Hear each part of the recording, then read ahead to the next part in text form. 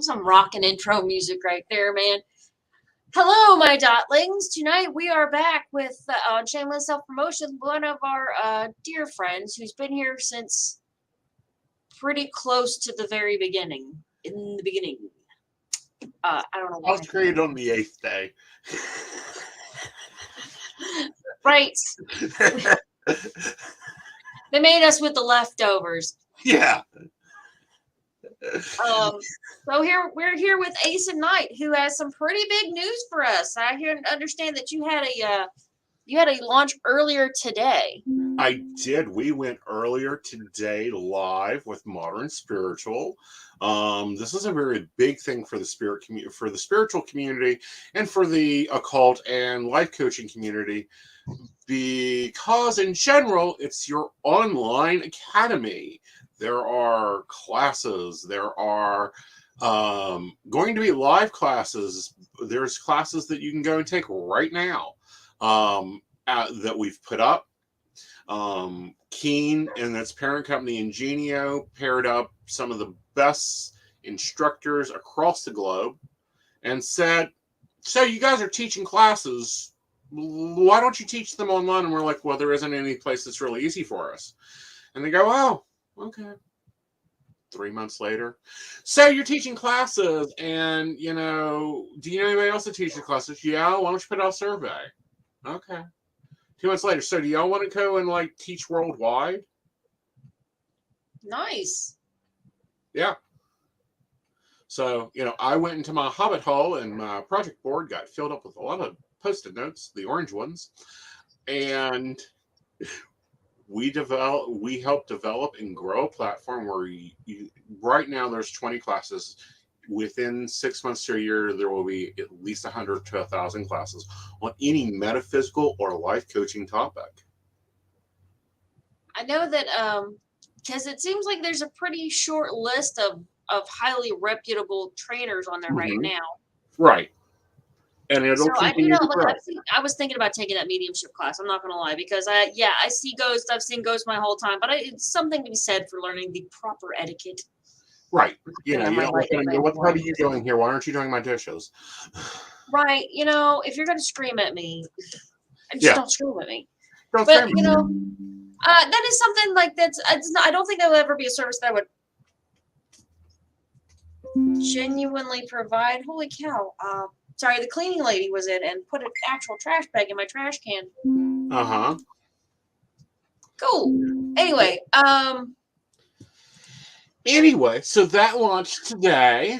Very cool. Very cool. I'm doing something. All my classes are $9.99 for the week. You can take my Literally Terror of a Fools. It's normally a $150 class for $9.99. We're going to put a link in a little bit all about that. Let's see. Some of the instructors, some of the classes are cool.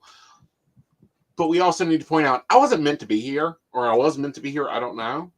Yeah, that was one of those things. Here's the thing. If you were watching this, if you were waiting for this show to start, then you know that Gwen was supposed to be on tonight. She has lost her voice, and you can't do a podcast without your voice. She is down to a whisper when I talked to her yesterday evening. I'm like, look, even if your voice is pseudo back by tomorrow, it's not going to be healed enough. Right. But the subject that we were going to talk about is a very important one. Mm-hmm. I wanted to talk about how to maintain your mental health through the season, because I think the last time that Gwen and I had talked, we'd really, really gotten into a lot of our individual personal trauma. We were we were sharing our trauma, and so were our guests, and that's definitely something that I would love to facilitate again. But I think that this time we really kind of wanted to talk more about how to prevent getting into that state, what to do once you're in that state. At what point do you just go get you a grippy sock vacation? Because sometimes it's nice. Well, sometimes it's nice, but for me, you have to back it up. And this is where, especially during holiday time, I mean, one, you have to realize what your energy is for that holiday time. Right.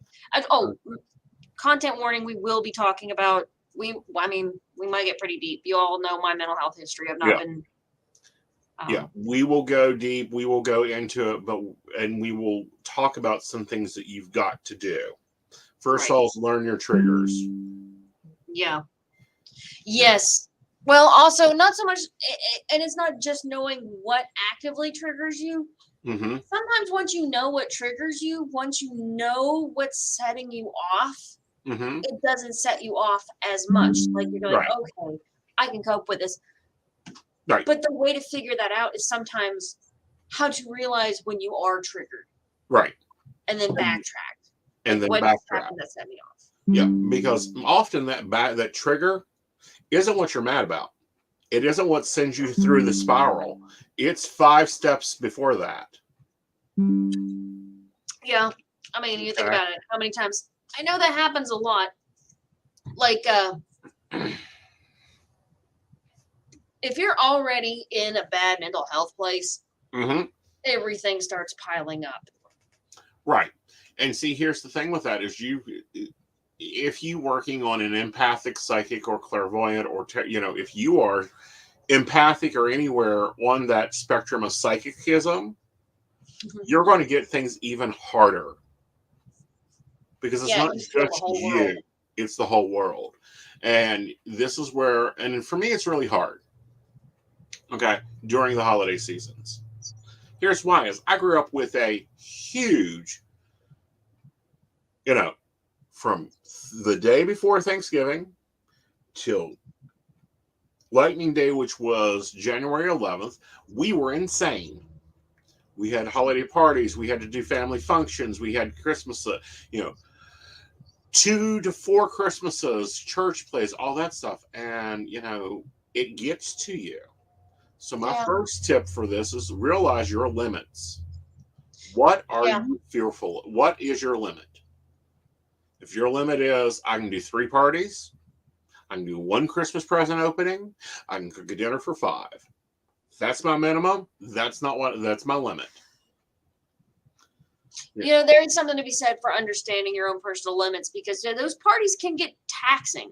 Dealing with people, especially, yes, as a psychic, where you're constantly picking up energy from other people.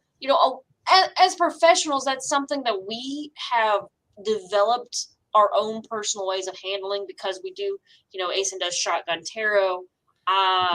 Everybody knows that I do rapid fire readings. Which might be that might be something I could probably teach. I could definitely teach how to do rapid fire readings, how to sustain yourself while doing 15 readings in a row. Right. But, and it's learning those limits, but it's learning the emotional limits. Because I'd rather read for 500 people in a day than have to sit down with a dinner with half the people at the table I even have not spoke to in 6 months, or really don't care if they exist on this planet. Right. That's the thing. And that's something you can bow out of. Like, if you don't like the people there, then why are you trying to impress them? Like, you don't owe anybody anything. Well, because we're born with, especially people pleasers, and we see you out there, we're born with that idea that we've got to make everybody happy. We've got to do everything for everybody, got to nurture everybody. Nobody at the fucking table except for Aunt Anna eats sweet potato casserole.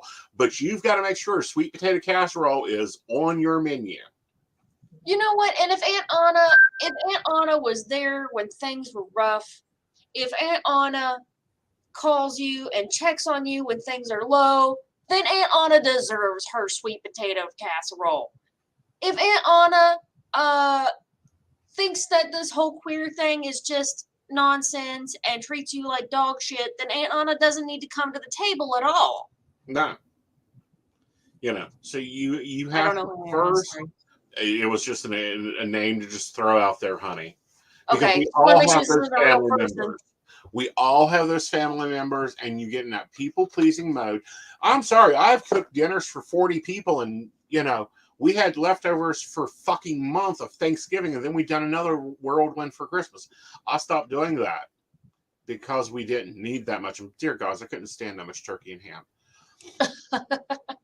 But I start my cycle around September. in general, my mental cycle starts around mid-September, right around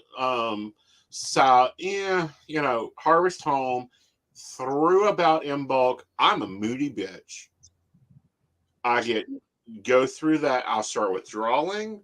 I start not talking to people. Um, I start not, I will, if someone is really being hard and negative, I go into self-defense mode and I won't deal with you.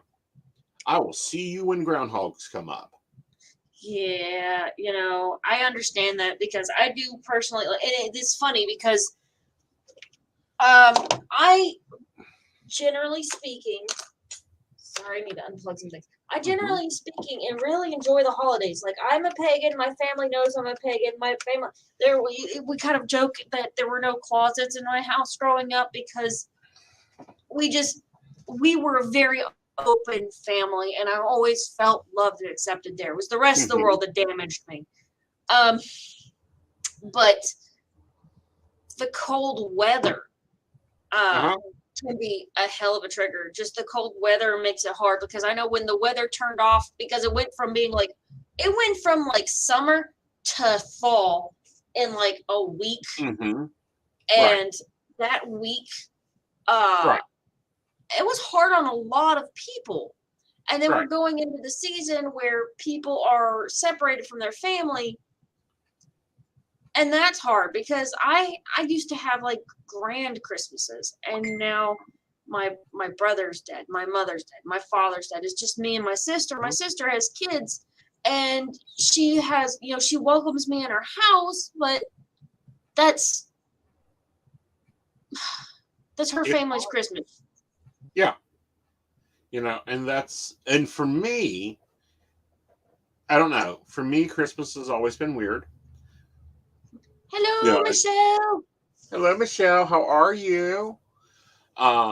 It's always been weird for Christmas. It's either been really good and busy, or it's been very much like I don't want Christmas. Melissa. Hello, Melissa, darling. Sorry, we're not reading the screen really well tonight. I'm sorry, darling. Thank you for coming and sitting in. But for me, Christmases are hard. They're either, it's always trying to balance that world. And you'll notice one of my things is I start planning. Another thing is if you're weather dependent on your emotions, i.e. when it gets cold and you get really having issues, I go to the tanning bed. I'll tell my dermatologist, just shut up. I'm going to the tanning bed. It will boost your mood. You know what? Honestly, there have been quite a few studies on that. I have a friend who goes in, and when he goes to the tanning bed, he doesn't go there to tan. He's going there to get the vitamin D, get that boost. So he might be in the tanning bed for 5 minutes, and that's great for him. That makes a huge difference. Me, I have no intentions of tanning, but I have in the dead of winter gone and laid in the tanning bed because in the summer and spring, I'll go lay out in the grass, my arms out like this for 5 or 10 minutes. And, that makes life a lot better, but I can't do that when it's cold. Right. So with that, find your coping skills. Mine is I get really critical in my planning. I get really deep in my journaling. And I ask this question, and it's a simple 3-letter question. Why? Why am I doing this? Why am I making something I don't even like to eat? Why am I making 9 pies for 5 people? That you don't like. Well, the 5 people I do like, the rest of them, I didn't invite. Why am I, keeping up this and keeping up that when I don't enjoy it? And then giving yourself the grace to let it go. Letting the thought that you have to be the perfect hostess, brother, uncle, sister, mother, cousin, whatever, to everybody, you have to let it go. Yeah, that's actually something I've not really ever done because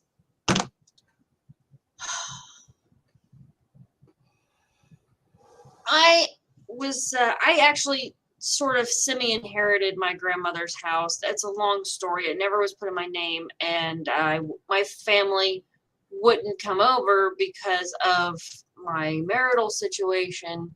Mm-hmm. So I have never really gotten a chance to host a real party. Uh-huh. Like the one for the office. You're going to be your Part of the big reason I'm party? doing it, yeah, part of the reason I'm doing a small party for the office is because I've never thrown a big party before. Ah, well, that'll be fun. Yeah, I'm kind of excited. I've got a few key players. It's gonna be. I think I've decided it's gonna be by invite only. But so But it'll be time for you to celebrate that accomplishment. right. Okay. Now, is this your first or second without mom? Second. This will be, yeah, this will be the second round. It'll be hard. Your second and your fifth are hard. The Especially first one was. I felt bad because I've never wanted Christmas to just be over. That was a huge holiday in my family. Uh-huh. And I'm a pagan. I celebrate solstice, but my family Mm-hmm. celebrates Christmas, Mm-hmm. and I am probably gonna just. I spend the night in my. I don't want to talk about that. But Yeah. that's something that I have to deal with. Mm-hmm. Um, Well, for me, I spent 11 years trying to go bigger and better because it could be the last. So yeah, everything was a bigger tree, more ornaments, more people, more food for 11 years. Well, it might be his last. We want to make it best. We want to make it great. And I didn't want it afterwards. Like, we didn't do Christmas that year. right. I did not. We done his Thanksgiving tradition of cooking a big dinner and delivering it. And I looked at it and I told Mom that day, I said, I'm done with this. This ain't me. This ain't us. This is Dad. Yeah, and then Christmas was Dad's thing, and Uh-huh. honestly, Christmas Day was the last time I saw my father. Mm-hmm. Um, last time I saw him alive was when he was leaving Christmas Day. Yep. Hello, Zach. Hello, Zach, darling. How are you? I hope you're doing amazing. Yeah, we're going deep tonight. Yeah. Pull out the tissues. We're going to go for it. So I'm Yeah, going I to talk mean that's about my survival tips. And Dottie, you tell me what you think of these. First of all, okay. is I make a plan. Yes. I make a plan. There is a battle plan to take through the holidays. That battle plan has the freedom to change at any time and any point that I damn well care. But it's my job to make the plan, and I plan it out. We're doing Christmas here. We're doing it this time. We're opening gifts here. That way I know that I can get through it. Just a few, it's almost 5 o'clock. Dinner's at 5. It's almost 5 o'clock. Dinner's at 5. It is over at 7. Game night starts at 7:30. We can get through this. That's one. Two, I take time to get up 30 minutes earlier on the days that are hard for me to refocus myself into my plan. It's not a bad idea. Okay. Here's the thing. I will straight up admit, getting up early don't work for me.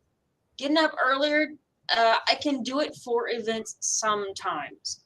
Mm-hmm. But I naturally, part of having ADHD is that you become project oriented and you either crash super early because you're just tired, or like tonight, I almost forgot about this live stream and just went to bed. I'll be perfectly honest. I almost just crashed because I stayed up last night working on a paper up till like 2 a.m. because ADHD means that I will hyper focus. Also, the paper was due yesterday at midnight. Right. Let's have that conversation. ADHD is a bitch. Yes, it is. It is. It does not help. It don't help. My other one is But also anyway. journaling more. Huh? Like writing notes down of everything. Journaling. Yeah, getting out those thoughts, up. I don't care. And people think, oh, journaling as well. I got up this morning and I had a glorious morning. Spent time with my lovely husband. No. I need to pick up eggs and bread tomorrow because my husband ate the last of them. I need to remember to pack his lunch tomorrow because he's leaving the office. I need to remember tomorrow to dust dad because he's getting a little grouchy over that. I need to do this. I need to do that. It's writing out whatever is in your brain. You know what? I do occasionally. I need to get back in that practice. Here's something that I'm a bad psychic. No, You you're know, not. people say, "Are you a good witch or a bad witch?" I'm a terrible witch. I never remember to do my journal exercise. I never forget. I never remember to do my day-to-day exercises, and that's something I'm going to try and pick back up Yeah. because those definitely help. Getting that like, and I do them every other day. When I get a good rhythm, I do them every other day. That way, if I miss a day, I can just do it the next day, and it's not that big a deal. Right. You know. And the other part is not beating your ass up. Okay. We are very much in our own arena. Yes, we have the people in cheap seats. We have that energy or that parent or that uncle or whatever that no matter what you did as a kid is sitting there in the cheap seats, sitting there going, you overbaked that pie. You overcooked that chicken. Oh, you should have smiled more in that picture. Oh, where's the blue Need to get a bonnet? real job. Get a real job. Get a real job. How many times have you heard that one?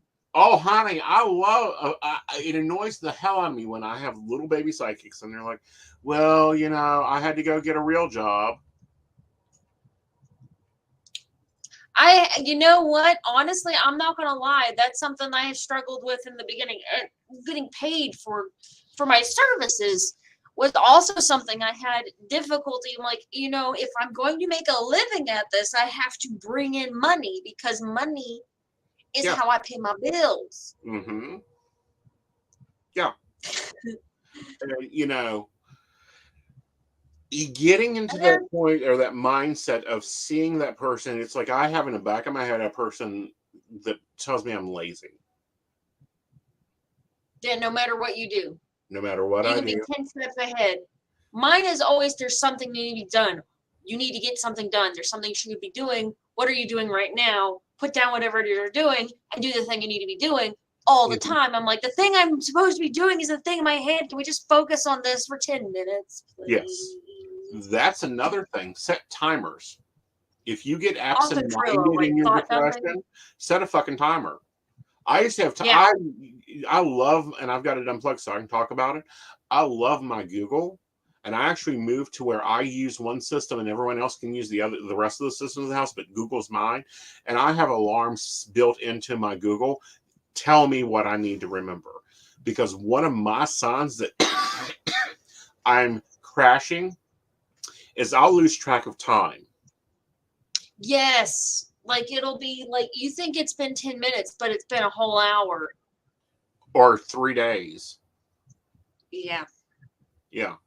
The other thing is I have lost whole days in bed. I've lost whole days in bed. I don't usually lose more than one. Mm-hmm. I have lost almost 2 a couple of times. Mm-hmm. Usually by that third day, I know that I usually have to do something like work or something like that, Right. But and what I sometimes have to do is fight my sleep. Not fight to get asleep, fight to get out of sleep. And that's when I use the Mel Robinson's blast off method of 5, 4, 3, 2, 1, go. And all you got to do is get to that go part, and you go. And the next thing, 5, 4, 3, 2, 1, go. And just keep counting it down. Forward. Yep. When I am depressed, this is one thing. This is part of why I got a dog. Well, it's not part of why I got a dog because I wanted a dog. That's a whole other story. But it's something that Luther has really helped me with, because my my depression strikes in the morning. I have had full-blown anxiety attacks before I even put my feet on the floor. Mm-hmm. Honestly, before I even lift my head off the pillow, I wake up and I'm already dreading things so bad. But the dog, he doesn't care. He wants his belly loved, and he doesn't want to get out of bed. He wants you to love his belly, and if you don't love his belly for the allocated amount of time, he's not getting out of the bed, and he's going to roll on top of you until you roll in love with his belly. And you can't love a Luther belly and be sad. Like, No. it's just not enough room for both, and he has demanded that space. Exactly. And he will push you out of bed. He has never pushed me out of bed. He's tried a couple times. I have to sleep against the wall because they will sleep on top of me. So, the moment the bed gets moved because you no longer have your office in your bedroom, he's going to push you out of bed. I'm going to miss having the dogs run in here and interrupt my live streams. I do think that they were a fun part of it. They were. We're going to have to. That just means you have to do Luther videos. Get out that GoPro, strap it to his collar. Now let's talk about let's take a break and then let's talk about the harder subjects. Yeah, it is about time for a commercial break, so let's do that, and then we'll come back and we'll talk more about some more tips and tricks to survive the holiday season, especially as a psychic. Right. Roll that beautiful bean footage. Hi, I'm Dottie the Psychic, and I'm sure you're wondering why I'm not wearing any makeup. Well, one reason is to irritate my social media manager, Asen Knight. Hi, Asen. The other reason is because I like to get to the naked truth about what it means to be a neurodivergent LGBT person with psychic abilities. I've got vlogs, blogs, and podcasts and videos all related to trying to live my best life and helping witches and bitches do the same thing. So, you can check all that out and get a reading from Dottie the Psychic at DOTTIEthepsychic.com. Safe travel and much profit to you. Do you have a cute pet? We know you do. Each week, Tracy Van chooses from submitted photos a featured reader for her Facebook page and provides a tarot reading. Your adorable pet cat, dog, rabbit, goat, chicken, snake, or more could be her next featured reader. Visit TracyBann.com, TracyBann.com, and click Featured Reader to submit. We look forward to seeing your pet next.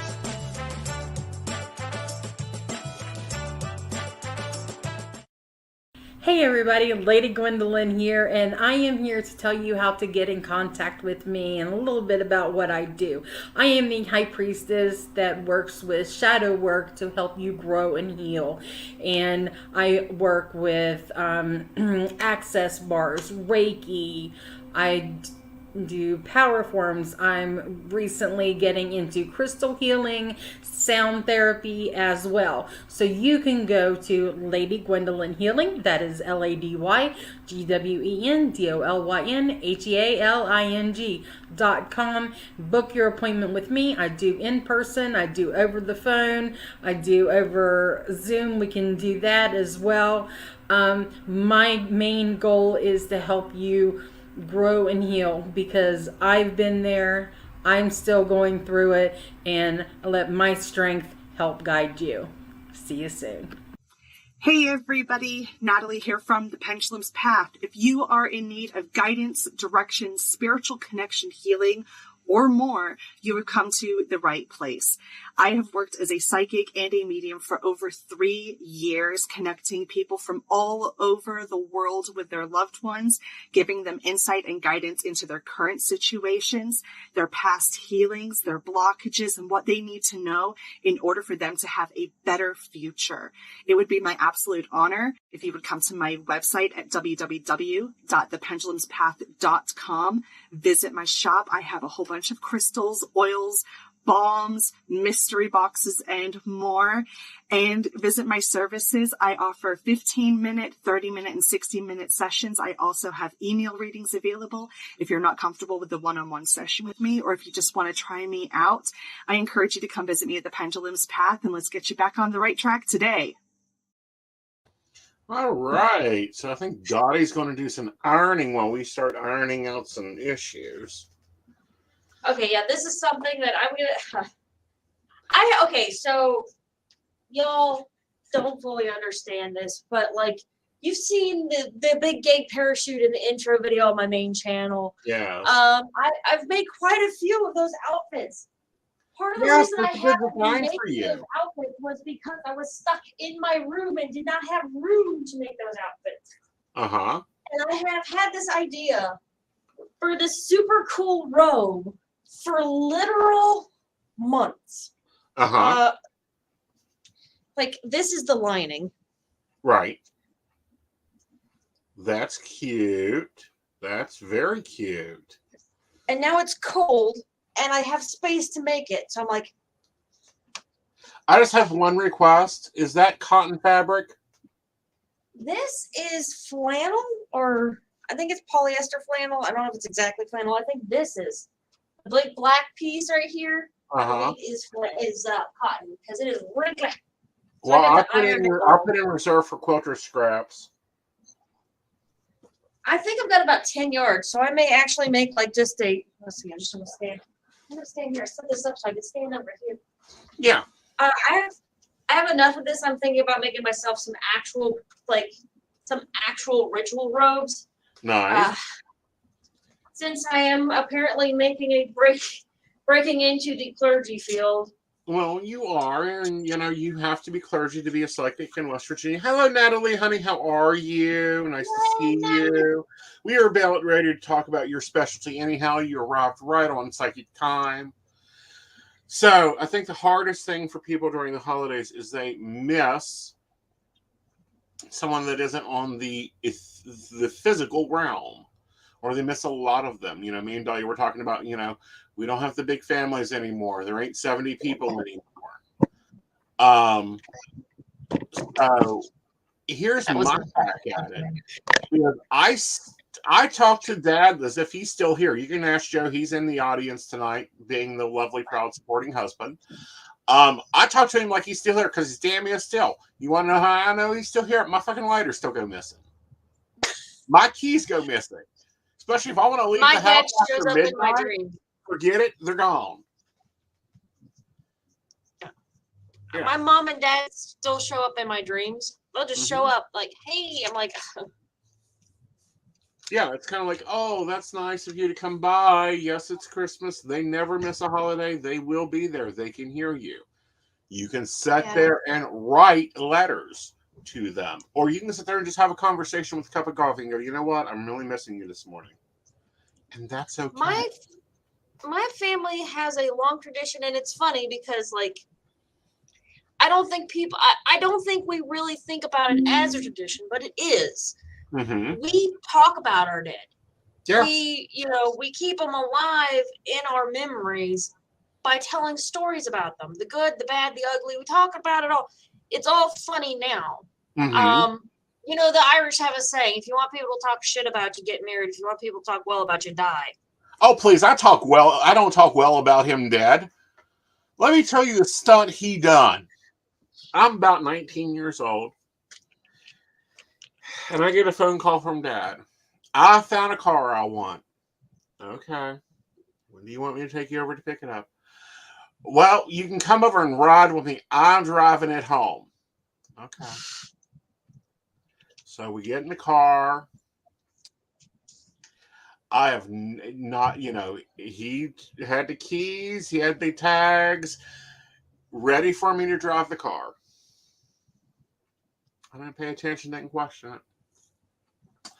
We drive the car. I pass 2 or 3 cops, get pulled over by one of them. Yes, officer, we just bought the car. Yes, stickers out, discontinued. We know this.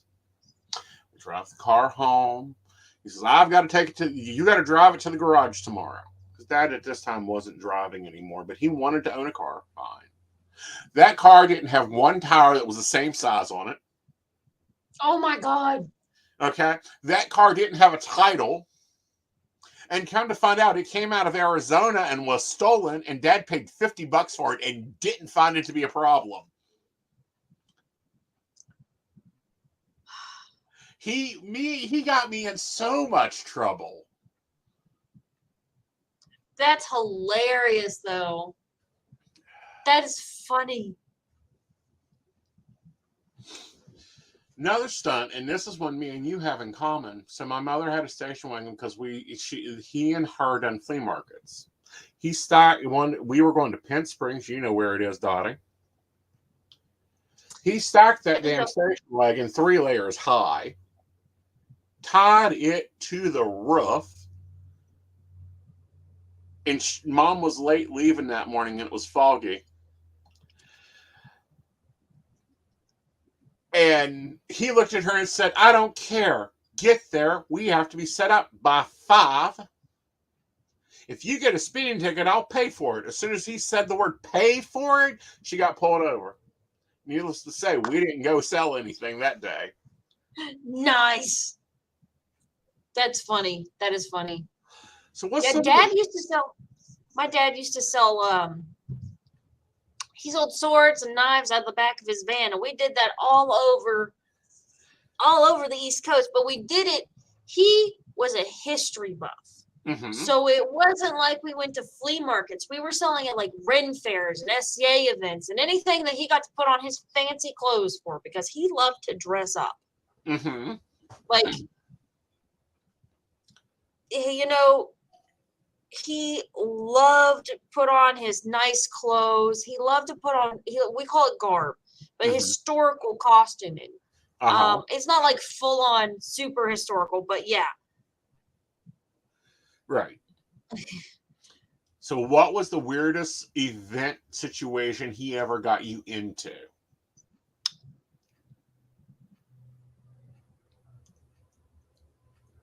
Some of the wildest things I remember happened in Kalamazoo, Michigan. We had to drive 8 hours, 8 to 10 hours, depending on how fast we were driving and how often we wanted to stop, from, somewhere in the middle of West Virginia, as you are, as we are, to Kalamazoo, Michigan, which is pretty close to the Great Lakes, to an event called Silverleaf. And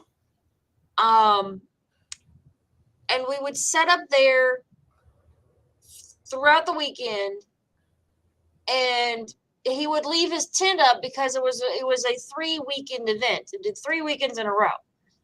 And we would go up there, so we would have to haul ass up there. And then we'd be up there, and then we would basically have to throw everything in the van and leave, because you basically, once things were done, you only have so much time to get set up. You only got so much time to tear down. And we had a pretty elaborate setup by that point, because we were selling jewelry, we were selling pouches and blankets. It was kind of like it was a bunch of stuff, swords, knives. Dad's catchphrase was, "I'll sell anything that's legal and some things that are not if I think I can get away with it." That was his line. Yeah. He had shtick for everything. Like, he is actually the person, at the end of every video, I say, safe travel and much profit to you. I got that from my father. And that was actually, I think, the event that I heard it at. But we got up there, after the event shuts down, you now have a bunch of actors who basically, because you come in, like, you drive like a bat out of hell to be up there for Friday. I think we'd come in, I think it was Friday. Spend 2 nights basically camping, and then leave Sunday. Right. So, because Saturday you were there, literally, you got up, you got dressed, you went to work, and then, Sunday morning, you tear down the tent before you went to work. And you could and all your pavilions had to be, had to be period. They had to be canvas. That's where the public saw, everything in public saw had to be canvas. So they have like a little camping area over here. And sometimes once you shut that down and the kids went to bed, people would do crazy things. I ran into this guy who was covered in woad one time, which is a blue plant that has hallucinogenic properties. It's what the Celts would paint themselves in before they went into battle. Something about the paint, if you mix it with ammonia, interacts with the body and absorbs through the skin. And so this guy is like, red hair, doesn't know too much. And he got lost in the kitty maze, which was 2 turns and 1 single dead end. He got lost in there for like 45 minutes. I'm like, and I was a teenager. I was a teenager. So I'm like, drugs are bad. That was also the first time I saw a Rocky Horror Picture Show, like a proper one. They had it on a screen and everybody's yelling and talking, and it was great. So some of that, just drumming. I have a love of drums, the sound of drums. I love drumming circles, but that's where I got it from, was people would bring drums and there'd be the after party. It was great. Yeah. And those are some of the best memories of me and my dad were out on the road.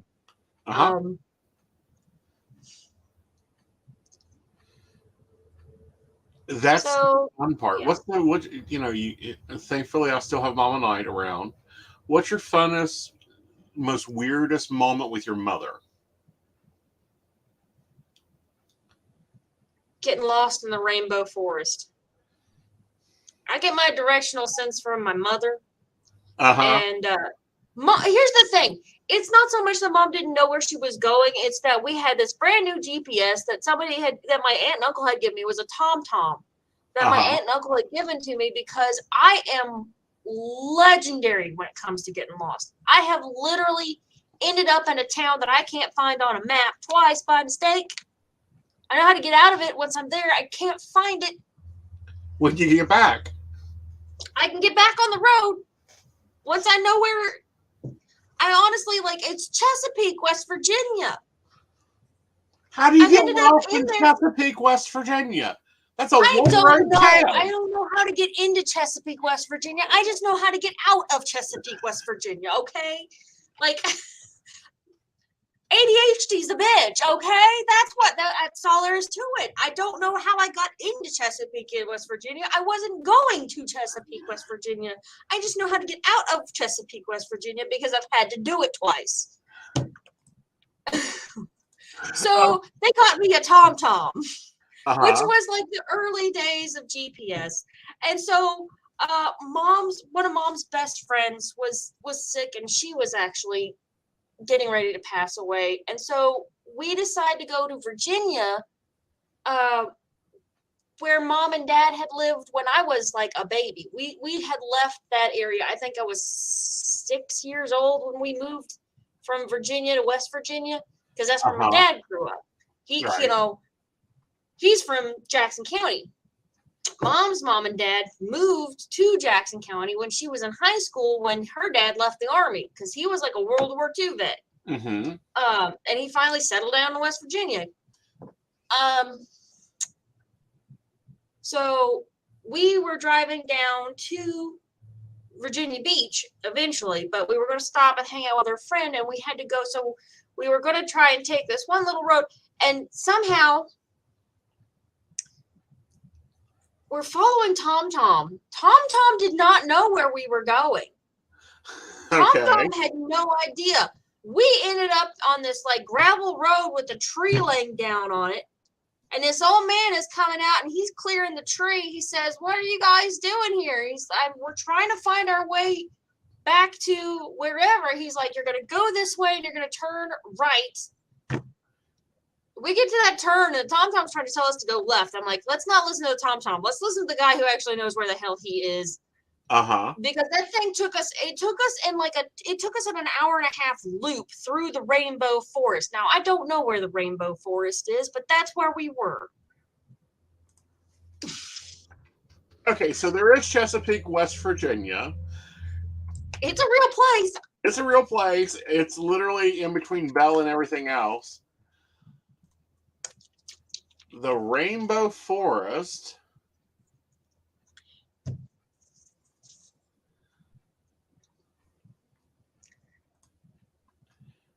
You know what? This, though, is what we do a lot. This is how my family copes with grief, though. That's a big thing in the holidays. I know that a lot of times especially as I've gotten older, there's been less and less Christmas. So I think it has become more and more important for me to tell those stories. Also, like, I hate to say it, my mom and dad would kind of show their love through stuff when I was young. Mm-hmm. So we would have these grand Christmases. I was big and showy and lots of things. I don't need things in my life.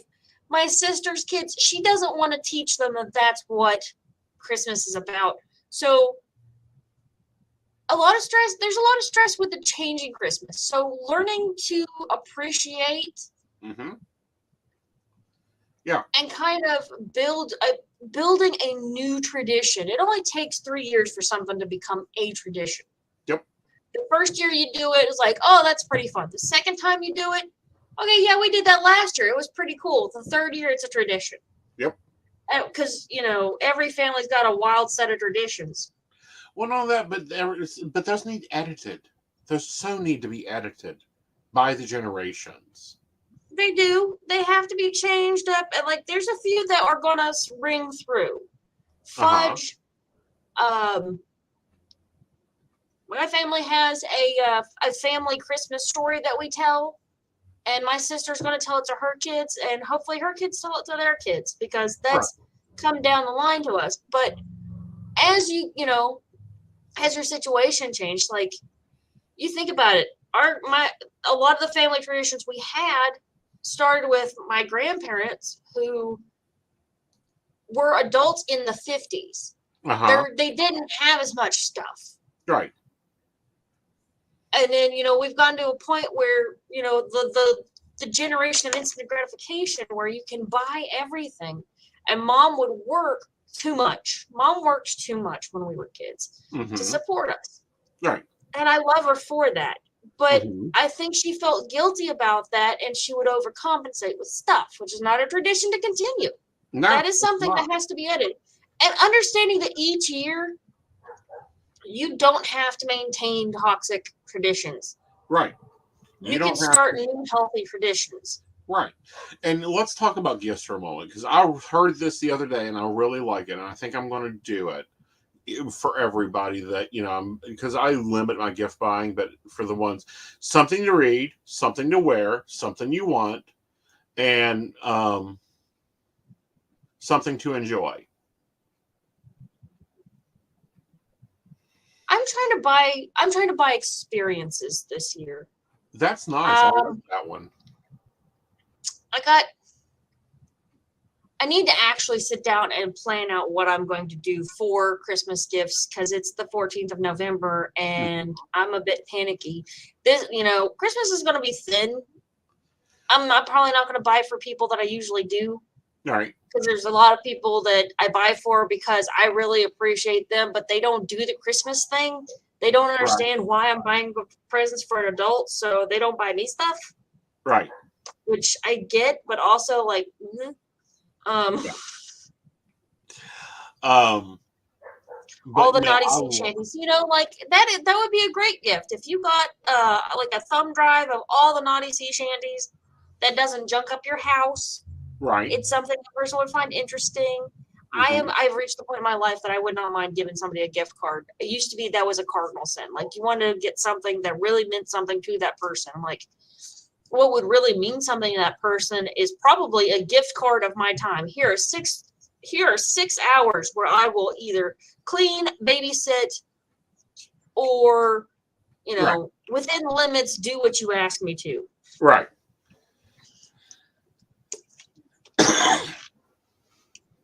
6 hours of generally appropriate labor. Yeah. Well, I'm sorry. I'm someone who can appreciate that 6 hours of labor in a heartbeat. Some of the best presents I've gotten over the years after being an adult. Quiet house. Like, no arguments. Going to watch a movie. I really like stuff you don't have to trip over. Stuff you got, you have a great memory, and then you don't have to look at it. When you've got too many teapots, you don't have to decide between this one and that one. This one, that somebody who's dead gave you. Right. Or this one that is unique and you may never see another one. Right. And, like, especially if you've been smashed into a small space, Right. I put out a list. I think I put it on my personal account on Facebook. I saw this list of things that won't junk up your house. My sister did a really cool thing last year. She got me a cozy day in. She bought me a Okay. blanket, a coffee cup, and like an assortment of fancy ass coffees. And I Ooh. was thoroughly impressed. Yeah. See, I like that. And, Joe, no, I can tell you it wasn't an Instapot. No, I love the Instapot. I love the Instapot. It took me a bit to get there, but it's not the Instapot that I enjoy. I enjoy the cooking time we got together because of the Instapot. Okay. Yeah, that's the thing. Yeah. Is the purpose and the reasons behind it. Homemade crafts. I actually have done that. My brother and I had a challenge one year. Uh-huh. The challenge was the person, he had a bottle of there was a whiskey he really liked, and for the life of me I can't remember what it is now, and that breaks my heart just a little bit. But Scotch, Old Eagle. you're not going to just rattle it off. It was an obscure brand. Like, Okay.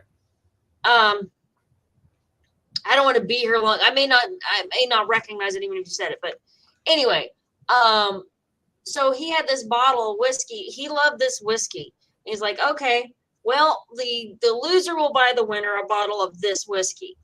And he made like 11 necklaces and stuff, and I went all out.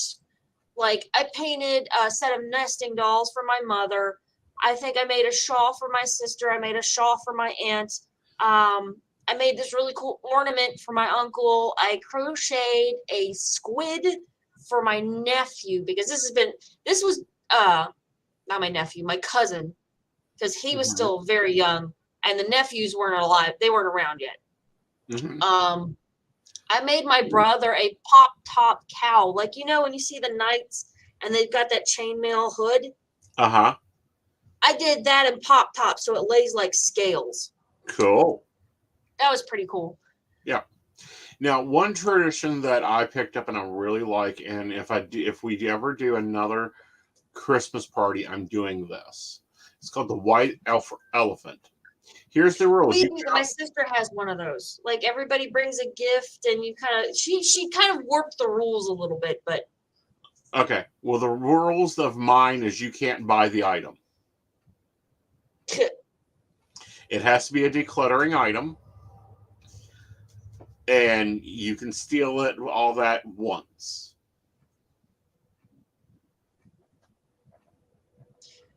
We don't steal. I think we do a trade. Okay. You can't just steal somebody's stuff, but if they agreed, you can trade. Like, and you can only trade like once or twice. Yeah. Okay. I love my sister does white amplet. Yeah. Yeah. And actually, I'm really looking forward to that because it's always fun. I got a really cool blanket. Right. Actually, I think I got a really cool set of slippers, and then I gave them to a friend who gave them to her dog. Mm-hmm. I'm like, that's not cool. I was going to actually wear those slippers, but it is what it is. It is what it is. We've gone completely off topic. I was going to talk about, we haven't. Not really. I guess one not. Of the stresses that occurs in there. My circle's too small for that. Yeah. Yeah. You know what, though? That's not necessarily a bad thing. Having a small, I would rather have, and honestly, I do kind of have this. I have a relatively small group of friends. A lot of my friends are my sister's friends. Mm-hmm. My friends don't actually meld well with other people. I appreciate strong personalities, so I could never really have all of my friends in one spot for very long. Certainly not long enough for them to all really get to know each other. Right. But well, I don't know. For me, like I have circle friends. Right.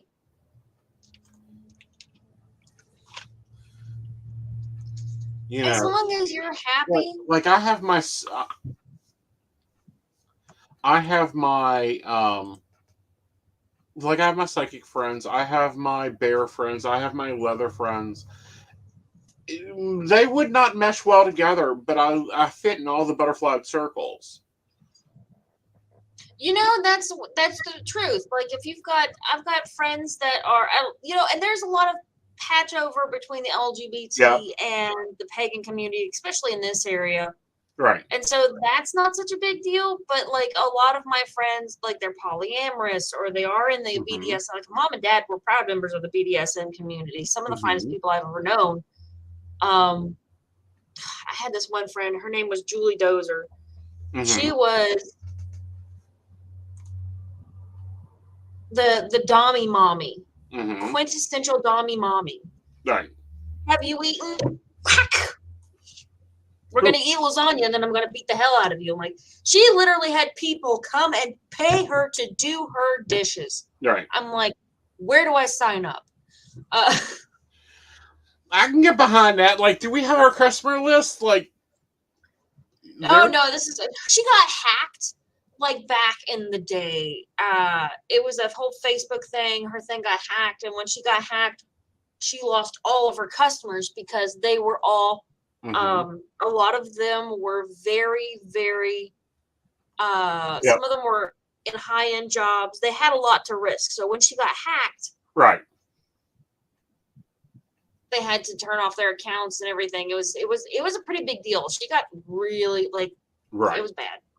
Right. But she really recovered after about that and it's sharing those experiences and finding connection, finding accountability. That's like, Dottie, I ain't seen you post today. Where's my challenge? Oh, did I forget to actually post it? No, you did. I'm enjoying it. You know, and that's actually been a lot of fun. Yeah. Like I've been trying really hard to. Here's the thing, like the holiday season hasn't hit me yet. Like, and that's something like sometimes I will start buying Christmas presents in January, and sometimes I don't start until December. You know, the one thing I never have a problem with is here's $20. Go find you something pretty. Here's $20. Take him out to eat. Here's $20. Go do something. Here's $5. Go buy yourself some candy. I want to get something nice for my sister. Something I actually put in a box. But, like... You know, she's got your babies. You know what she needs? Earbuds. Because those babies are going to turn into teenagers. Right. She's going to need earbuds. I'm actually doing an experience for her and the boys. Uh-huh. I need to do something else for her husband. But, like, I'm taking the 3 of them to Paw Patrol. Ooh, that'll be fun. Ooh, tell me the best thing to do for a loved one who lost their kid. Ooh. Sit with them. Listen. Yeah. Sit and listen. Space. Give them that space in your time. Mm-hmm. That's the best thing you can do. You can't fix. And I think that's where we need to go. Let's take a commercial and let's go into what I call the dig out. Okay. Okay? Okay.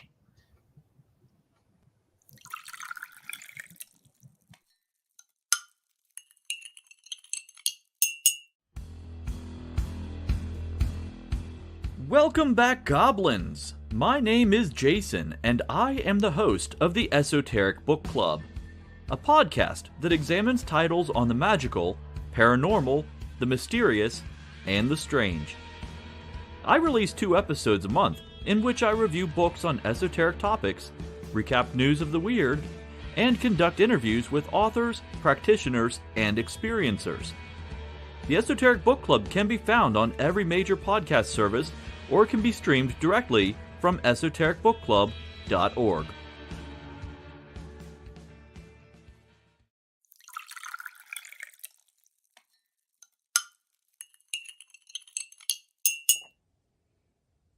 Hi, I'm Tracy Van. I provide a blended reading consisting of mediumship, psychic, and tarot cards. A reading from me can cover any guidance you need from relationships with your partner or your family, spiritual, financial, any questions you may need clarity on. If you would like to book an appointment with me, check out my website, tracyvann.com. That's TRACYVANN.com. I have bookings from 15 to 60 minutes you may choose from. That helps if you just have a quick question, need an answer, or if you're looking for a reading in more depth, I'm here to provide the guidance and clarity for you. Let's just figure it out. Bye.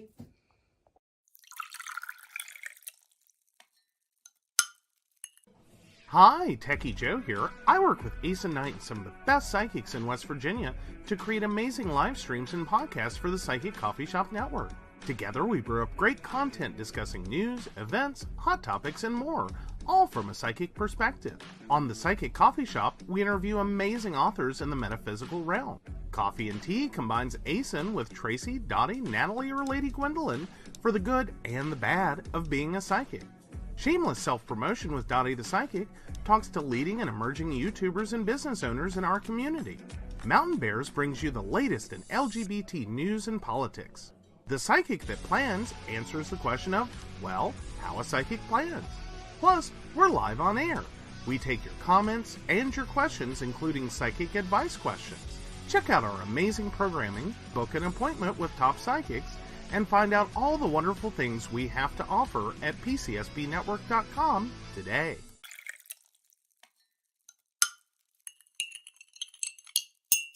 Hi, I'm Ace and Knight. I provide tarot readings covering everything from love and relationships to your life questions and your most spiritual answers. And also, I provide a lot of guidance in finances and divorces and all those relationship problems. So, if you'd like to get a reading from me privately, not on air, you can feel free to do so by visiting aceandnight.com and booking your appointment. I also provide on-demand services, so if your life is a little chaotic, you can go ahead and click that call now button there on my site. Great for a quick answer question. All right, guys, back to the show. Enjoy.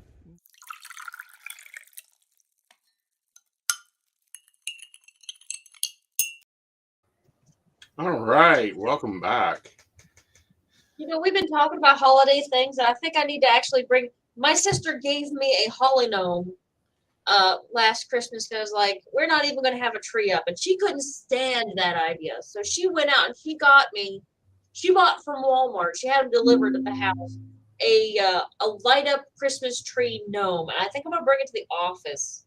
Oh, I think that would be amazing. Okay. So we were talking about holidays and sharing stories and that type of thing, and how to prep yourself up if you have issues. Let's take it from the other perspective. You're not the one having the issues. You've worked your plan out. The plan is good. You're executing it, but your friend is gone derailing. That train has left its course. Maybe they ain't been out of bed in 2 days, or maybe they haven't been in bed for 2 days, because high functioning depression is even worse than low functioning depression. You know that a 10 is a 10 is a 10 is a 10, but there's definitely not eating, there's overeating, there's not sleeping, there's oversleeping, and that depression can play out in a lot of really shitty ways, man. A lot of really shitty ways. And I'm like, I am sorry, Melissa, for your friends. That is horrible. It is. If you can talk you know, a good idea is always you want to leave stuff on the table. Mm-hmm. Like, if you can get them to plan, great. If you can get them to look forward to something, put something in front of them, and then, you know, plan stuff so that you're planning in between going to things. Like, you want to put enough distance, you're not overwhelming them, but to get them out of their space helps them a lot with depression. And you can't, and people are not always able to do that. Right. There's only so much you can do to help somebody. But one of the things you can do, Mm-hmm. if they're still responsive, if you see that coming, Mm-hmm. is number one, checking on people. Right. People who are severely depressed, a lot of times won't tell you, Mm-hmm. or you'll get these sad little moments. Mm-hmm. And especially if somebody ever says, I just want to kill myself, or the other one I hear is, I'd like to not wake up. Mm-hmm. I would just like to go to sleep and not wake up. I don't want to kill myself, but I just want to go to sleep and not wake up. That's severe depression. That's a hell of a moment. That is not wanting to be on earth anymore because it's painful, but not willing to risk your soul or trying not to add pain. Mm-hmm. Well, So that's something you should definitely be like, look, I think it's time to go to a therapist. I will go with you. mm-hmm. Standing by somebody helps a lot. My uncle just went through a class on how to help prevent suicide. Definitely, if you think that they're at that level, Mm-hmm. get them help. There are Right. hotlines because of this, especially around this time of the year. Yeah. But you can find a lot on Psych to Go is a YouTube channel. Mm-hmm. I go there a lot for tips and tricks on how to help people. Honestly, I've Right. learned a lot from how to interact with people online. Right. Well, and have you ever heard the story about the man that was in a hole? You just keep digging. Stop. If you find it, when one finds oneself in a hole, the first thing to do is to stop digging. Well, no. So this man is walking down the street and he notices a man in the hole, in this very deep hole, and he's like, "What are you doing down there?" And he says, "I don't know." "What are you going to do? How are you going to get out of there?" "I don't know." "Well, you must get out of there." And the guy he goes, "I'm busy. I've got to go." So he walks on. Then this lady walks by this guy, and she's like, "Are you so lazy you just lay in that hole all day? Hurry up and get out of that hole." And the guy's going, "I don't know." "Do you want me to get you a ladder to get you out of that hole?" "I don't know. I don't know. I don't know how to get out of this hole. I don't know anything." So this kid walks by and goes, "Mister, do you know you're in a hole?" "Yes, I know I'm in a hole." "Okay, give me a minute." Comes back. And, it's kind of a little dark hole. And all of a sudden he hears this scrapping on the side of the thing. And he looks over and he sees the kid climbing down from the top into the hole with him. And the guy goes, "I can't get out of this hole now. I can't get you out of this hole." And he goes, "Mister, I just came down from there. I can get you back up. Follow me." And the guy goes, "No way, it ain't gonna work." And the little kid goes, "See, you put your hand here, and then you put your hand here, then you put your foot here," and he leads this guy out of this hole he's been trying all day to get out of. What happened there? It's kind of an analogy for my career. Okay. The man just berated him. The woman didn't want to see him for him being in a hole and just called him lazy. The child looked at him and said, "I can fix this, but you've got to do it first." So when I'm dealing with someone that's going through mental illness or someone that has gone into what I call repressive or depressive, I don't sit there and berate them. I ain't got time to berate them because that ain't going to help them. I ain't going to badger them. I'm going to let them go, "Okay, when you're ready to come out of that hole, you put your hand here, you reach up here, you do this, like just get me an article. All I need for you to do is get that creative energy. I need an article." Dottie, have you drank water? Have you drank water today? Yeah, that is you know what? And reminding me of self-care, sometimes it's usually irritating when it happens at first, but it really does make Piss people off. Okay? You just give them you're not all you're doing is you're A, showing they care. B, you show them that you still need them, because most people that allow themselves to go into low functioning depression feel they're not needed, not wanted. There's no connection. They feel like a burden. They Do you feel like a remember? burden. They feel like they're dragging everyone down. They don't fit in. You just remind them you need, like Dottie, and I'm using Dottie because I'm easy to do this with Dottie because Well, she's I'm been so very honest open with about my mental health issues, and Right. Ethan's helped me We've out talked quite a few times through, because it's been a pretty fucking rough ride, man. Well, honey, you've gone through probably the hardest ride ever. It's like, Dottie, have you drank water today? You're looking peaked. Did you eat today? Have you had your coffee today?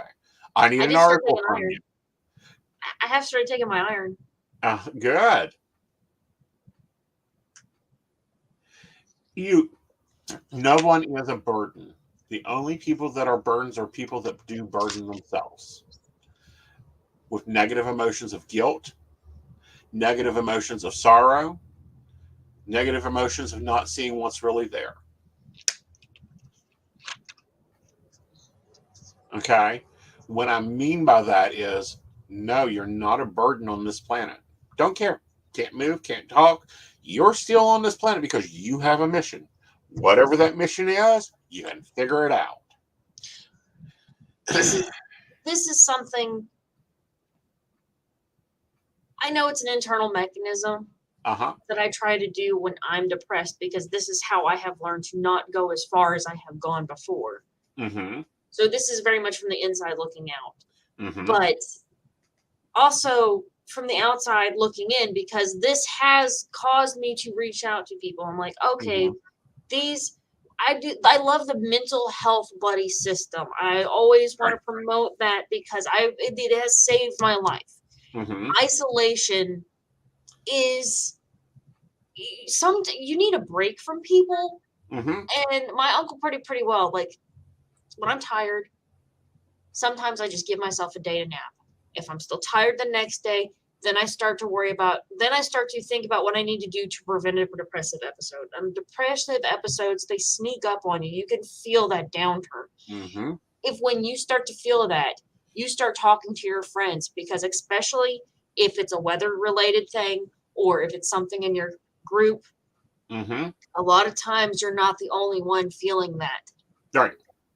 And I've got this habit. I've gotten to this habit of, when I feel like I'm going into a depressive episode, I will start texting my friends and asking them how they're doing. I'm like, okay, one of you is as depressed as I am. Let's get together and figure this out. Right. But here's the thing with men. They want to ride that white knight and be Superman. Right. Then a man will be depressed and you'll never know it. You will never know it. Right. Because he doesn't want to let everybody else down. So he'll keep it quiet, or he'll go high functioning. This is a problem with men. They go high functioning. They go and get a second job. And, you think they've got work themselves to death. Literally. Or to the grave. They'll stop talking. They'll stop asking for what they need. They stop expressing their needs, their wants and their desires, and they just do the next thing because that's all they've got is the minimum energy power to do it. You know what honestly helps me with, because service is my love language. If you understand a person's love language and if you see that a friend of yours is going into that depressive spiral and you know their love language, speak their love language to them. If they usually make food, but they stop making food, bring them food. If they usually, mine is, I'll ask friends to do something for me. If I notice they're going into a depressive spiral, at first I talk to them, because that's, I got to kiss the Blarney Stone when I was a kid, and I got the gift of gab from my father.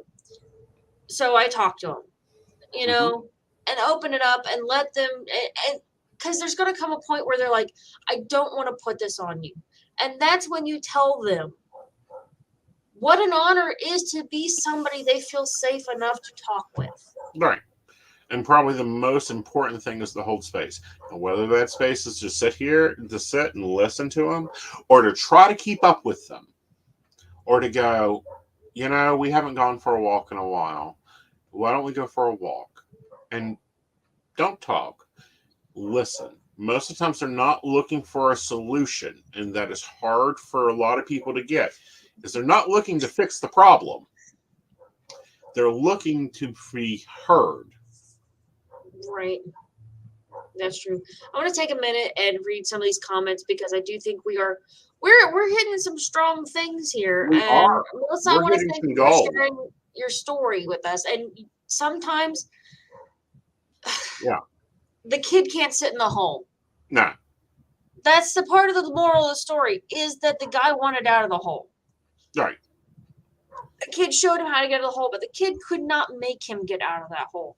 And there will be a point where they have to decide to be better. And all you can do is leave it on the table for them. Right. I'm here. And occasionally check in. Give them a call every couple of weeks if you can. If you've got the emotional brain space, then do that. If not, then you got to live your life. Mm-hmm. You got to live your life for you first. You can't. Mm-hmm. You can't help somebody. You can't be a hero if you're a victim. Right. So there's that. And I like what your therapist said. This is Joe. Could you put Shannon's "My Therapist"? Put it to me. Yeah. So you'll get to the joy of watching me try to read out loud. My therapist put it to me like this: if you wouldn't want your friends to feel alone and you reach out to them, reach out to yourself and realize you need to for help, to ask for help or an ear now and then. I like her second part of the comment. It's like, you hear me, bitch? Yes, I do. Yes. Thank you. Well put, Shannon. Well put. Right. Now, let's go on down to Melissa's. You only get calls when they need something. You know, and that's what you're hitting on is a hard thing. Because people will use pity to get things out of people. It's well, it's a thing, and it's in you. This is where you establish limits. Boundaries, yeah. Boundaries is a hard lesson. Boundaries is a very complicated lesson. You have to hold together. You go, not today. Right. We are only doing this, this, and this today. I will do this for this long, and then after that, it's over with. I will help you clean your house, but you've got to develop a cleaning routine. I will help you go through this, but you're making the decisions. And also sometimes putting in perspective. I'm sorry, I just talked right over you. But no, sometimes putting in perspective for somebody, like, look, I will drive you to the therapist, but you've got to go. Right. I will help you to plan this out, but ultimately this is your life and you have to live it too. And I do agree that there are definitely some people that will just try to feed off you. I call them vampires. I see people pick them up every day. And that's where you need to make your boundaries clear, your limits clear. I will do X if you do Y. I will take you to your therapist, but you've got to make the appointment yourself. And you've got to call me and tell me the time and date of the appointment. If you do not, then I will not be responsible for it. Yes. Energy suckers. Yes. And there are a lot of people out there that don't even realize they're doing it. Sometimes being clear about that, like, look, we've reached it's like, it's sometimes you got to be a bitch. Sometimes you just got to be a bitch. And that's self-protection. Self-preservation is the thing.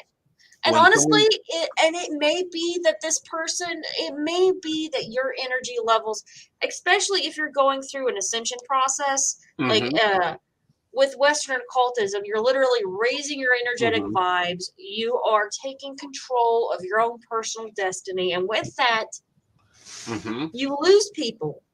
Yeah. You lose people who are jealous of your progress. You lose people who are not willing to advance with you. You lose people who want to use your advancement as an opportunity to invest themselves without a plan. Right. I have a lot of, there are a few people, not many, because I'm pretty open about I'm always looking for somebody on Shameless self-promotion, but there's a couple of times I've had people who were just like, well, let's do this, this, and this. I'm like, this is my business. Asen has his business. Dottie has his business. Each one of us psychics, we're independent contractors. Each one of us is self-employed. Like, I'm not. Yeah, a lot of people want to paint me as the grand poobah of everything, and it's like, no. I'm older, wiser, and stranger. But at the same time, it's like I've Stranger is, you know what, a 10 is a 10. I know when and strange. It's like, I ain't dealing with that. You can go have fun with that one. I'll tell you what's going to happen, and you're going to have to pull it off, but, you know. And you know what? That's probably why you and I work better together than most. Yeah. Is because, like, I look at Asen as my drag mother. Sometimes it is a matter of understanding people's role in your life.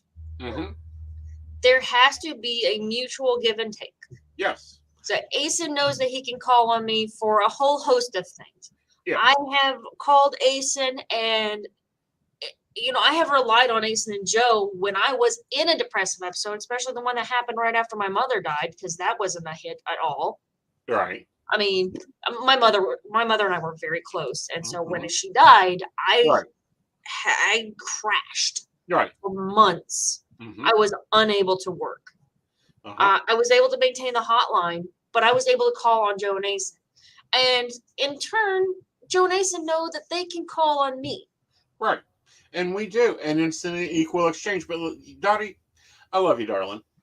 But there are times you come up with ideas, and I'm like, how the hell is this going to work? She's going to do an event in Charleston at 10 a.m. in the morning. When we know Dottie doesn't like out of bed till 9. Then she's going to take off and go to Beckley and do an event. Then she's going to pack up and scooter her little butt up to, where'd you go? Moundsville. You like, know what? I have been pretty good about not booking events on top of it. And I will book too many weekends in a row because I need a day a week to just catch up on my sleep. Right. But I'm very much into, go do it. You got to learn it. You got to learn it good. You'll learn it your way. And I've got some grandiose ideas. I have learned to edit. I mean, you think about it. Asen, you really did come in at kind of, I won't say it was the very beginning. I had a few episodes out. I think I had found DaVinci Resolve before we started talking, but I hadn't developed an actual schedule yet.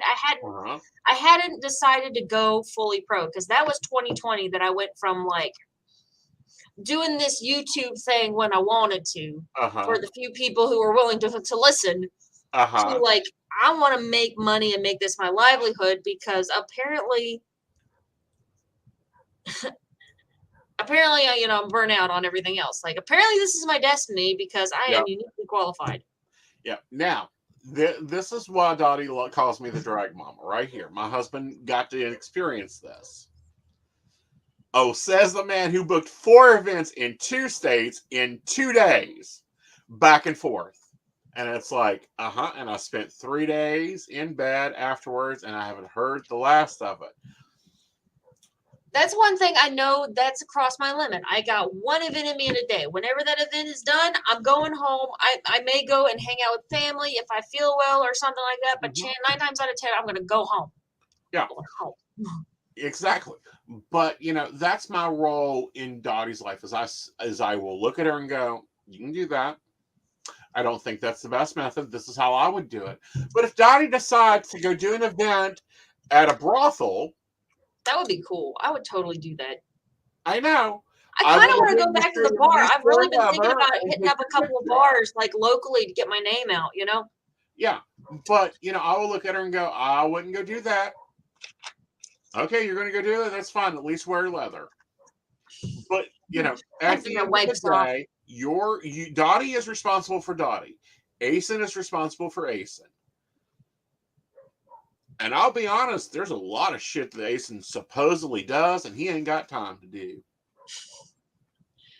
was the one that was really off the wall? You were talking about at Halloween. What did I supposedly do at Halloween?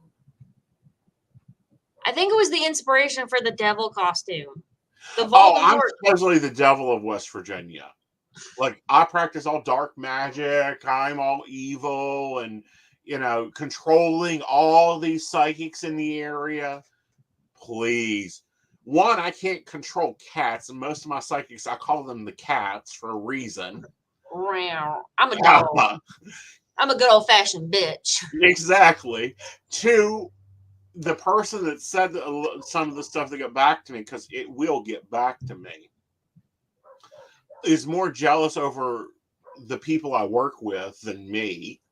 And three, I've been blessed to have some of the funnest experiences being more the old man sitting up here. I'm watching you fall on my face. No. You've been fucking major successful. No, you haven't fell on your face yet, honey. You've bruised your knees a few times, and I'm like, all right, are you ready to get up yet? And let's try this again.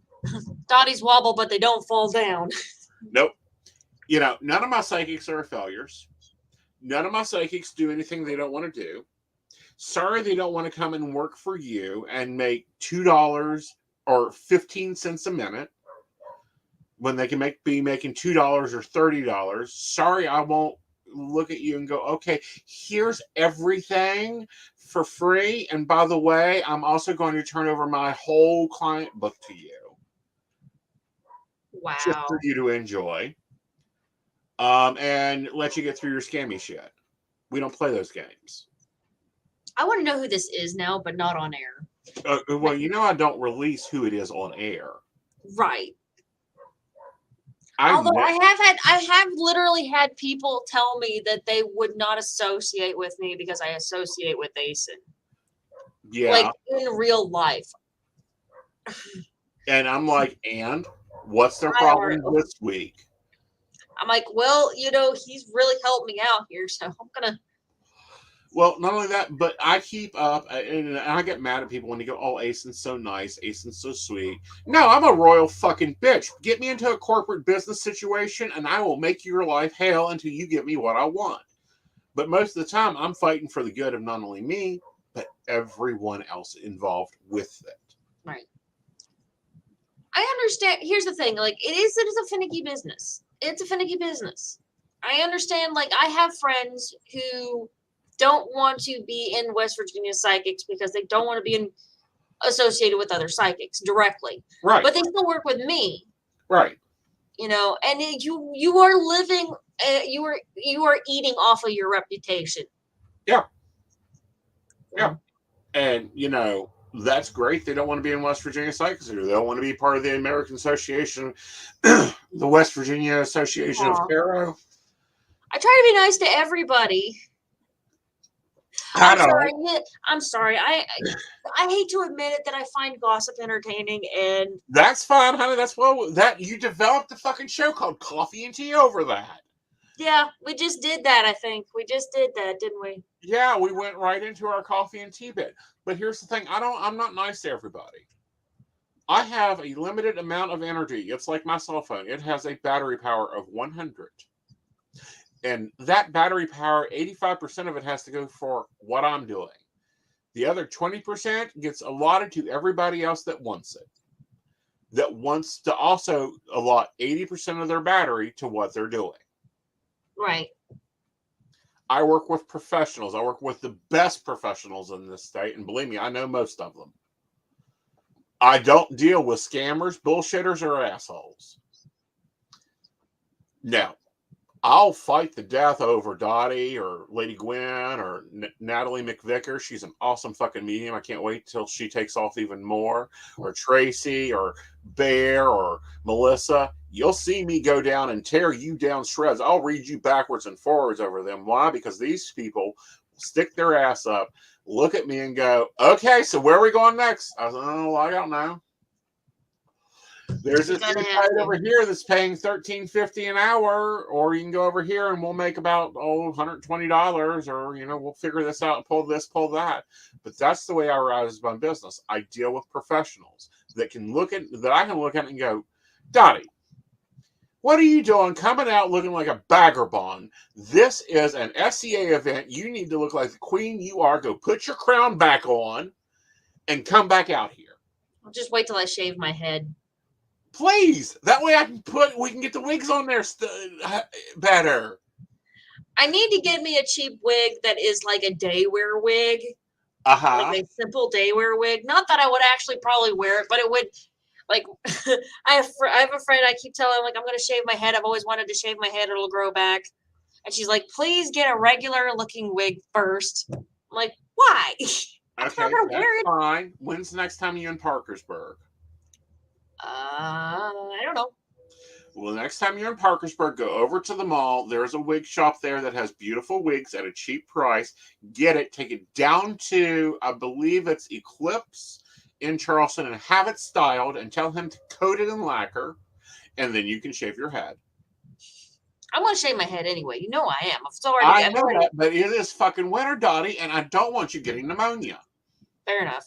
That is literally the one thing that has stopped me, because it's reached a point where, like, I love the mohawk, but it's like, it's gotten to the point where it's hard to maintain because I lost my clippers. I didn't lose them. They died. They died a tragic death and were buried with honors. Right. But it is definitely time to do something new. And I think that, you know, the purple mohawk has very much been the Dottie the Psychic signature. But I've been going through a lot of massive changes, and so it's definitely time to do something different. So, guys, I'm going to do a professional coaching in front of you while we got some time here, and then we'll be done with it. So if you're going to shave your head, you make the appointment Monday, you get your head shaved, you wait till Wednesday, and I expect new photos, because we have to then go and recreate your whole website with your new photos, with your shaved head and your earrings or your wig. I don't care which. But if you're going to do those major changes, you have to realize that you have to keep the cycle going, because I ain't having you show up at a show and nobody to know who the nice looking shaved head is, because your images haven't been updated. You know what? That's true though. Like, that will be, and I would have to update it as it grew out, like about everything. You know, I do try to. I have a last round of got my character photos out. I know, we're waiting. The intro, from all the intro photos? Yes, we will have to update all that.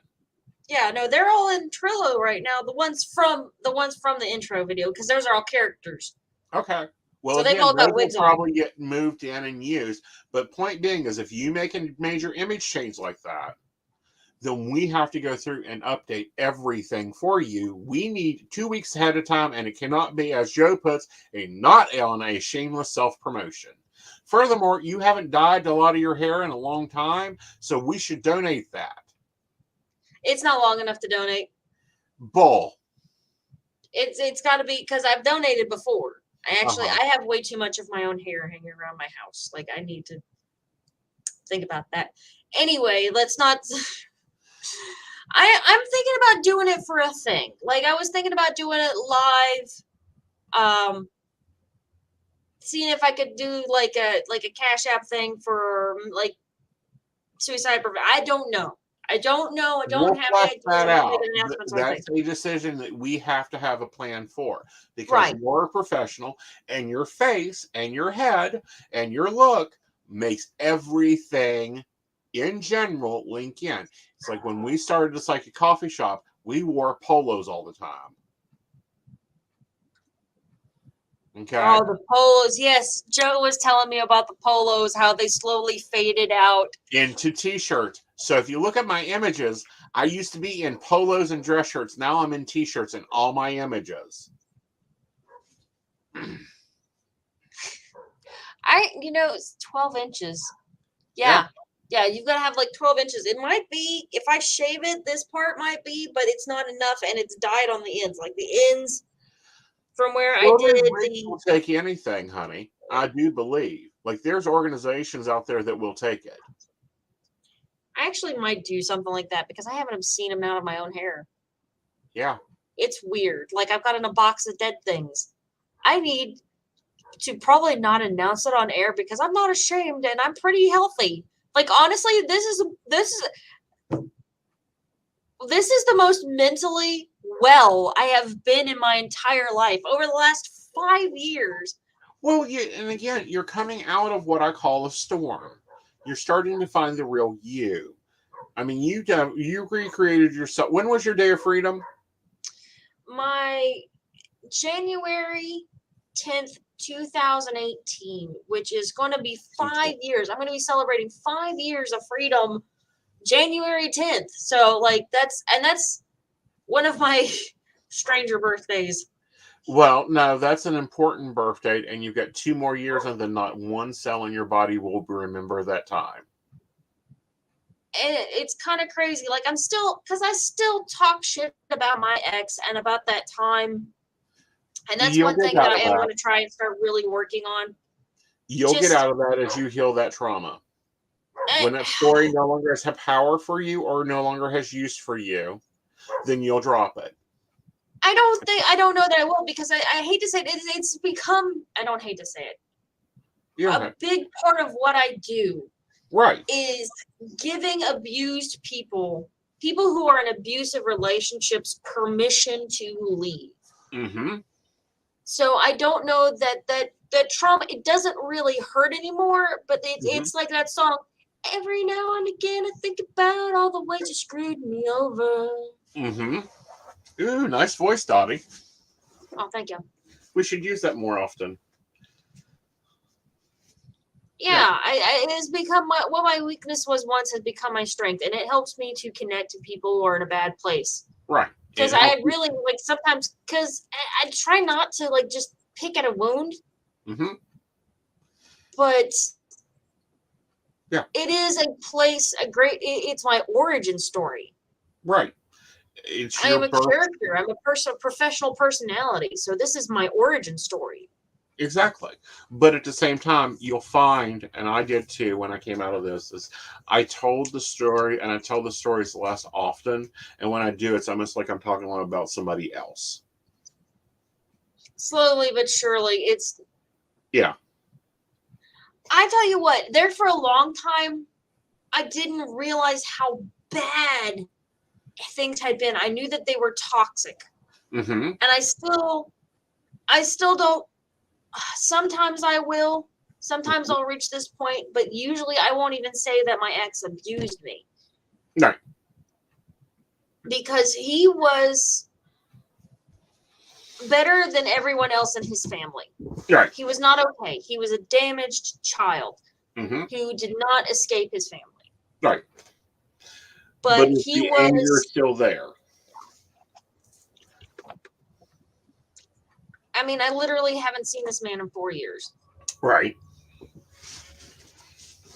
Every now and again, I still get mail in my old name. Uh-huh. But it's not that time.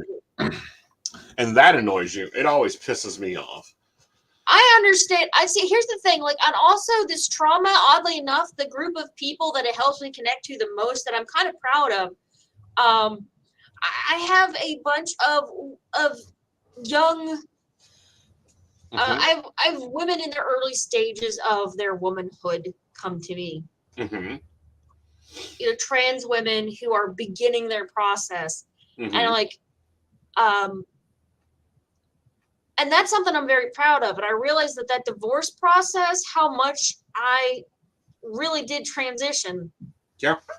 All right, let's like, take a break, and then we'll pick this back up. Okay. Okay.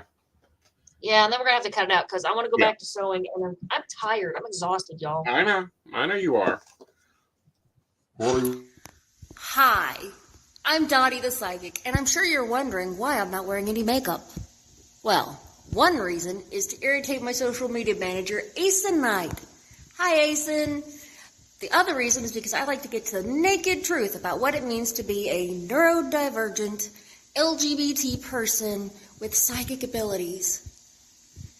I've got vlogs, blogs, and podcasts and videos all related to trying to live my best life and helping witches and bitches do the same thing. So, you can check all that out and get a reading from Dottie the Psychic at DOTTIE, thepsychic.com. Safe travel and much profit to you. Do you have a cute pet? We know you do. Each week, Tracy Van chooses from submitted photos a featured reader for her Facebook page and provides a tarot reading. Your adorable pet cat, dog, rabbit, goat, chicken, snake, or more could be her next featured reader. Visit TracyVan.com, TracyVann.com, and click Featured Reader to submit. We look forward to seeing your pet next.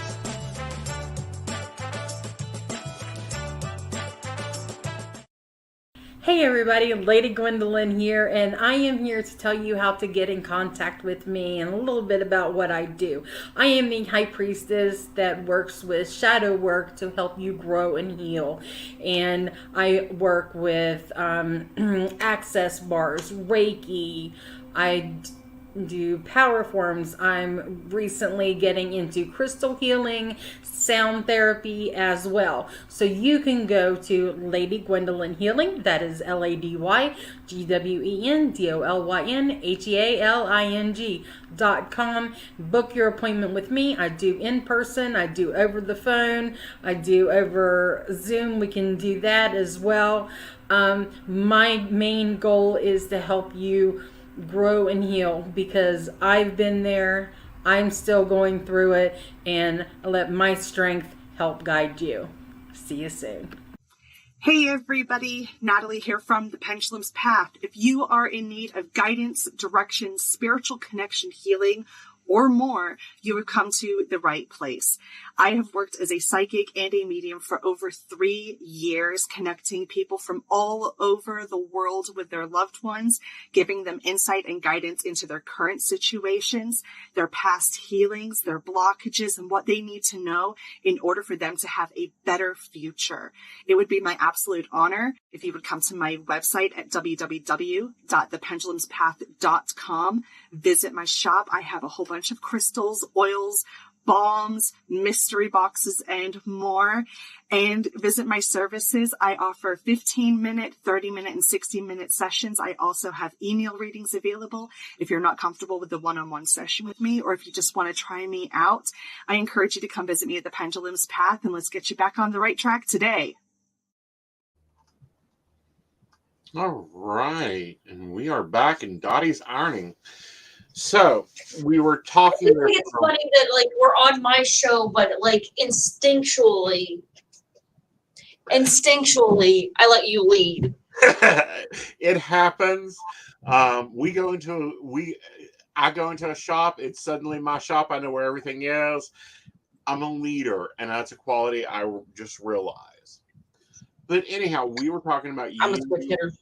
Starting to do things and starting to like lead people out. I get a lot of calls from early stage trans women who are and I think that that's kind of my motherly quality. Like, Yeah. You know what, ladies, if you are getting ready to enter womanhood, you get you a divorcee friend. Mm-hmm.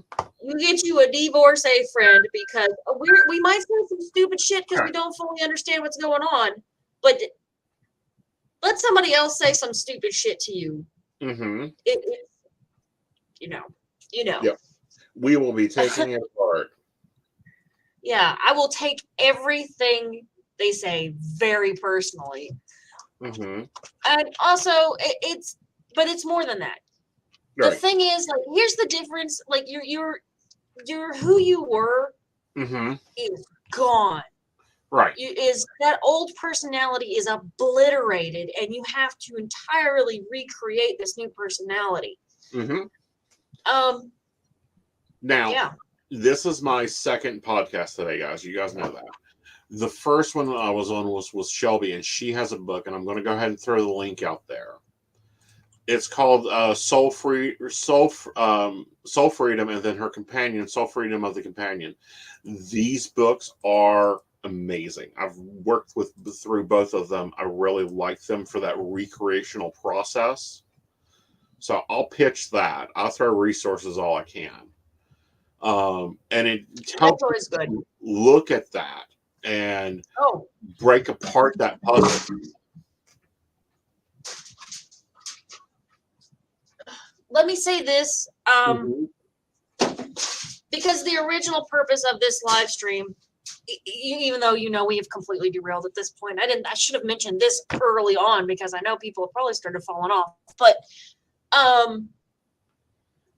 this is why, because of my personal transformation, because of how dark things got, is why I always make sure I've got resources on my website. I'm always more than willing to help people find resources in their community. I did that for a living. I helped people find housing. I helped people not get evicted, things like that, So definitely, if I will always have that resource page. I am planning at some point in the vague and distant future, which hopefully is going to be before next June. We'll have everything finally settled out. Everything, maybe then the dust will finally settle and I go back and clean everything up. But like the last thing that's getting done is the website, and there will always be a reference page for people who need resources, right? Like suicide hotline, the women's shelters, yes, information on abuse, things that people run into. I would like to get on awakening. We got to start adding that in as information on awakening. Yeah. Because that's the process. I will definitely I'll still want to break it down. Honest to God, I will always break down to something that is like evidence-based practices, right? And then spiritual-based practices. I'm not saying that spiritual-based practices aren't evidence-based, but it's the psychiatry versus psychicism. Well, but see, awakening is both. It is. It is it's a spiritual and a psychological. You cannot separate the two completely, ever. Yeah. I don't think it would be healthy to try to separate them because our spirit is how we feel our way through the world, and our psychology is how we process those feelings. And, a lot of psychologists actually use tarot to work with their clients. Now, that's another thing. Right. Tapping is becoming a thing in psychology, and I'm like, what are you doing in my office? Get back to your big degree over there. Leave my little degree wall over here alone. I mean, it makes sense. A lot of the things, because here's the thing, like psychics are always going to fill the gaps of the mental health field. Right. We are on-demand adults. I've even for people who don't necessarily fully believe in that whole psychic thing, the people I have to justify my existence to, which pisses me off to begin with. That's a whole nother conversation. Right. But you know the kind I'm talking about. God love them, they mean well enough, but they're like, what do you mean psychic? I mean, like, I am a professional adult. Yes. Joe, take me talking to you. We're going to talk about how many ways to describe our job. That would be great. I would totally do that one. But that's my favorite. I provide, I sell my time. We do divination in that time, but ultimately that is time for that person to talk. That is their space. That is what I'm selling, is my time. Right. Hello, Miss Brenda. How are you, honey? Nice to see you. Hello, Brenda. It is self-promotion, and so I'm going to throw out the Modern Spiritual link, please, and let's talk about what I'm offering there. Yes, this is the business, isn't it? This is the business side of it. Of course, we do beginner's astrology, which lets you know what you walk into this life with. Currently, we have Journey of the Fools level 1 up there that takes you into the Journey of the Tarot course. And the lectures are there. They are on demand. Yes, it is on sale for $9.99 for the rest of the week because of the launch of this. It's an 11 lectures with video files and different classes that you go through to work through your tarot. And then we move into looking at your synchronicities, aka your numerology. From before, the world is now on ones and zeros, but before then it was even broken down farther. And this is where you get to see what the numbers significate to you. I even cover angel numbers, which is a big thing right now. And we look at the way the universe was pre-designed for you. And then we get into candle magic. For beginners. Everybody's beginner course, man. Everybody should have a basic understanding of candle magic. If you're going to get into magic, which is not something I usually, promote divination. But personally, I am a magic practitioner, and this was the first magic I learned. Not from Mason, but good candle magic knowledge is great. It is. Not only that, but it works really good for manifestation. It's one of the tips I tell everybody that's working a job. Don't care if you are not being paid by the hour, you are collecting at the end of the day. Light yourself a green candle. Get you a pine scented one if you really want the money to flow in. If you want more activity in your life, light you a red candle. If you want something to grow and new inspiration, like Dottie, she really is going to have that prosperity altar in her office there with a green candle, a red candle, and an orange candle. Oh, we're going for a ride. Where are we going? Show me the new There's pretty. the prosperity candle, or the prosperity altar. I got something for wind. I got the prayer flags up. Let's see, there's my finger. I got the prayer flags up. And then over there, I've got a bunch of seashells. I have a prosperity bowl. I've got a give a token, take a token box over there. Okay. So that they can share the prosperity, because prosperity spells really work best if you have something that is flowing in and out. Exactly. Now, the only suggestion I have with that is you need something with some cinnamon in it. I need to get some cinnamon. I need to really sit down. A lot of what's going on with the prosperity altar has been, this is a cool idea. Oh, this is a cool idea. Yeah. Like I've got some quartz over there, kind of pointing it around. I got my Buddha. I got an egg. I can show you the onyx egg.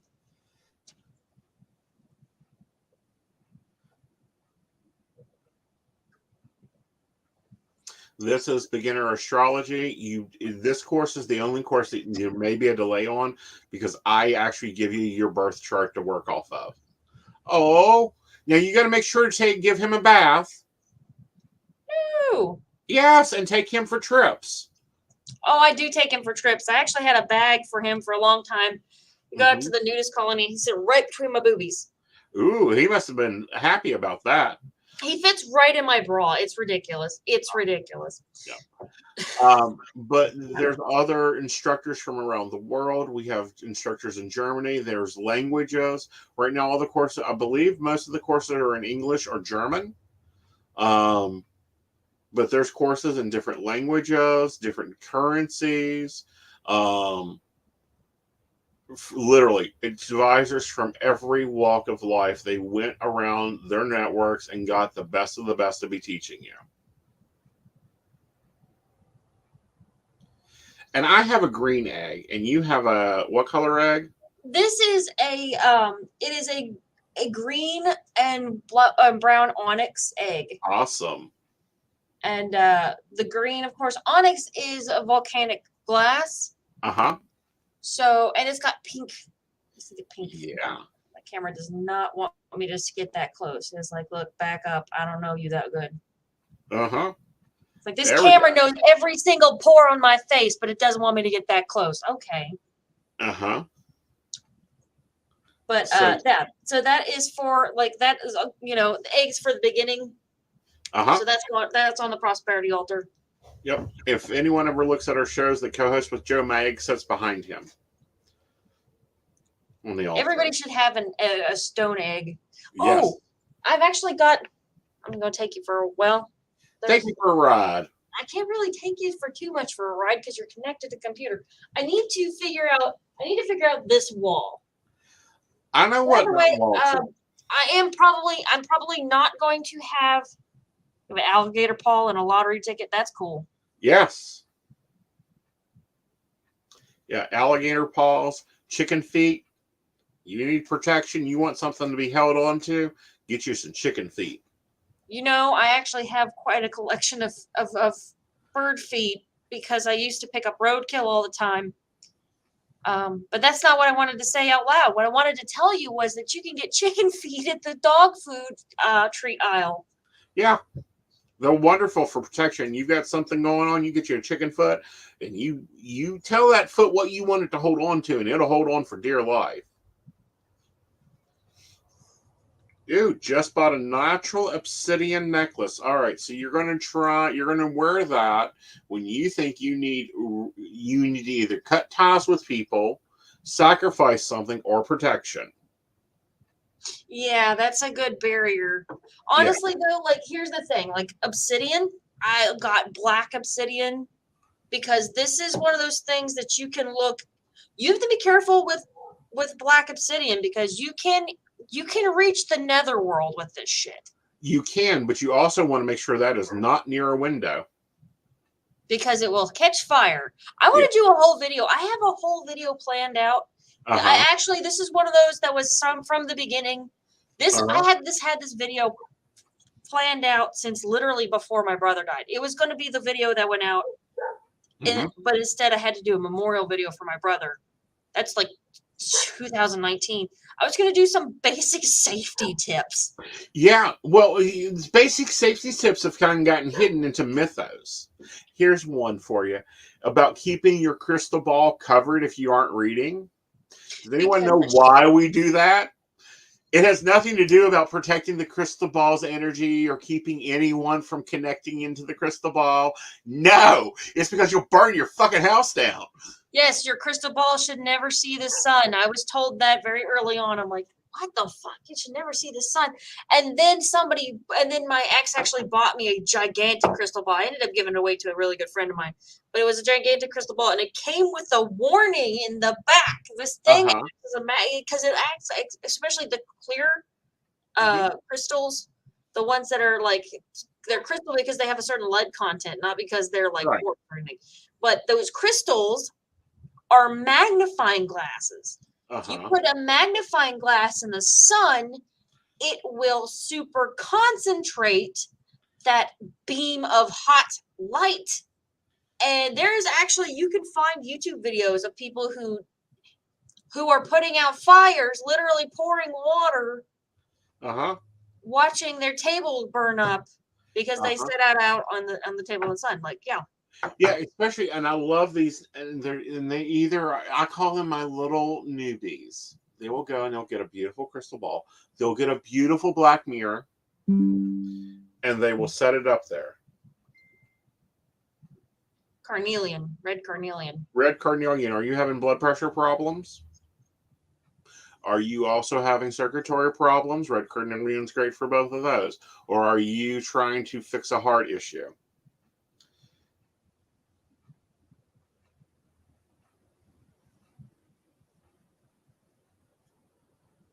Okay. That's what carnelian's used a lot for. You might be wanting to have that checked if your psychic level is picking it up.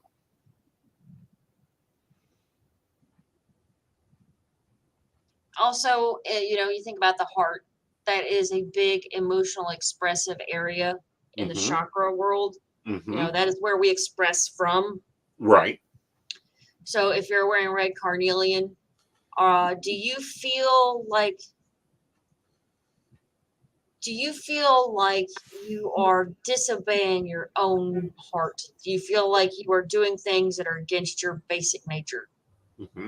Are you questioning the message you're putting out? Right. So I do know that like the heart chakra and the throat chakra are pretty closely linked. Right. So. All right, honey. Well, we've been here 2 hours. These people have been amazing to stay with us and chat with us, but unfortunately, I have to go. Yeah, we've been at this 2 hours. Okay, so we want to thank Asen for showing up. Definitely. What was the site you were promoting one more time? It is Modern Spiritualist, your online e-course site from advisors around the world. All right, tell the folks where they can reach you at. They can reach me anywhere that you type in Asen Knight and I'll pop up. Literally, I'm in Google. Google loves me. Google is awesome. Let's not get started on that. So you can Google me as well. But if you would like to help keep me afloat now that I've spent a lot of money on an office, you can book a reading through my website, dottieThepsychic.com, or you can check me out on Patreon, where I am dropping a little bit of extra content. This month's Patreon project is, what was it? I put all my bloopers out. Yes. And they're funny. It's like when she messes up, it's a totally different video. I do like a whole, I don't, I do it all or nothing. Like, I'm no in between anymore. I'm like, are we doing this or not? Because no half-assery for me, thank you. Right. It's like whole ass or no ass. I don't care. Yep. All right, guys. We will see you later. Safe Thanks travel. for having me, Dottie. It's been great having you, Asen. So, safe travel and much profit to you.